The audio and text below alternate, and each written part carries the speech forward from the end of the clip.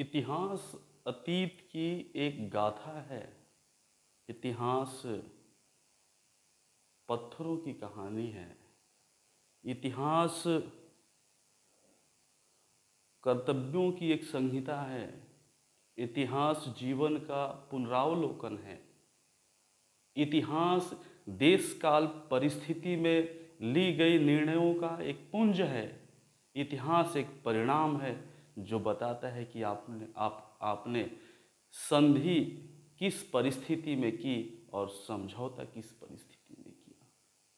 इतिहास के एक एक पत्थर, एक एक खंडहर अपनी वास्तविक स्थिति को बताते हैं। ये जानकर और समझकर तो भ्रम दूर हो जाता है। इतिहास जब उत्पत्ति की बात करता है तो इतिहास में प्रागैतिहासिक काल में ये बताया गया कि मनुष्य शिकारी था, मनुष्य जंगली था,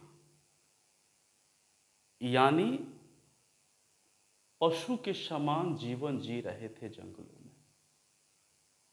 और वहां से यहां तक की दूरी आश्चर्य है, भ्रम टूट जाता है।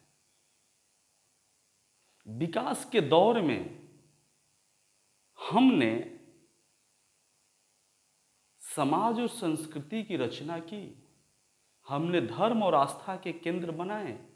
हमने अपनी प्रज्ञा शक्ति के आधार पर भौतिक और आध्यात्मिक जीवन को उद्घाटित करने का प्रयास किया, लेकिन टूटते भी गए, छंटते भी गए, एकांत भी होते गए।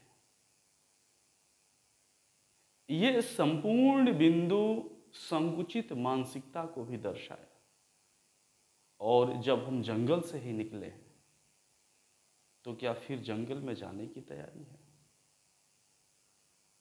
साहित्य तो मानो तुम सबसे सुंदरतम और तुलसीदास ने ईश्वर अंश जीव अविनाशी इस तत्व के रूप में देखा है मनुष्य को। लेकिन इतिहास जब पढ़ा गया तो ये भ्रम टूटा कि हम लोग सभ्यता के विकास में यहाँ तक आए हैं। हमने अपने जीवन को पुनरावलोकन के रूप में देखा और इतिहास एक पुनरावलोकन है, सभ्यता का पुनरावलोकन है, संस्कृतियों का पुनरावलोकन है, विकास के क्रम का पुनरावलोकन है और क्रियमाण कर्मों का पुनरावलोकन इतिहास है। और उसी इतिहास से सीखते हुए हम यहाँ तक आए हैं।